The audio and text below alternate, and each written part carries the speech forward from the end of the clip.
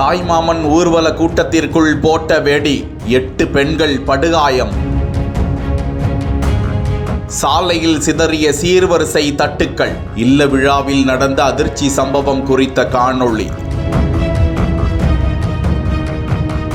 மதுரை மாவட்டம் உசிலம்பட்டி அருகே கல்லூத்து கிராமத்தைச் சேர்ந்தவர் பிரபுநாதன். இவரது இல்ல விழா மெய்யானம்பட்டி அருகே உள்ள தனியார் மண்டபத்தில் நடந்தது. இவ்விழாவிற்காக அன்னம்பாரிப்பட்டியில் இருந்து தாய் மாமனான வைரமுத்து என்பவர் தலைமையில் பட்டாசு வெடித்த வண்ணம் ஊர்வலமாக சீர்வரிசை தட்டுக்கள் கொண்டு வரப்பட்டன. சரியாக கருப்பு கோவில் அருகே ஊர்வலம் சென்று கொண்டிருந்த போது ஊர்வலத்திற்குள் சிலர் வெடியை போட்டு விட்டனர்.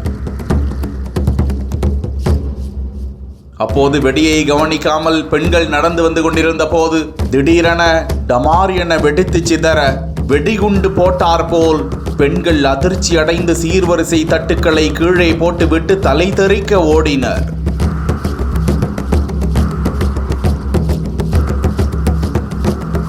இதில் 2 சிறுமிகள் உட்பட சத்யா, செல்வி, நித்யா, சானியா, பூங்கனி, திலகவதி, வைரச்சிலை என 8 பேர் படுகாயமடைந்தனர். அக்கம்பக்கத்தில் உள்ளவர்கள் உடனடியாக அவர்களை மீட்டு அரசு மருத்துவமனைக்கு அனுப்பி வைத்த நிலையில் தீவிர சிகிச்சை அளிக்கப்பட்டு வரும் நிலையில் இந்த விபத்து குறித்த அதிர்ச்சி காணொளி வெளியாகி இருக்கிறது.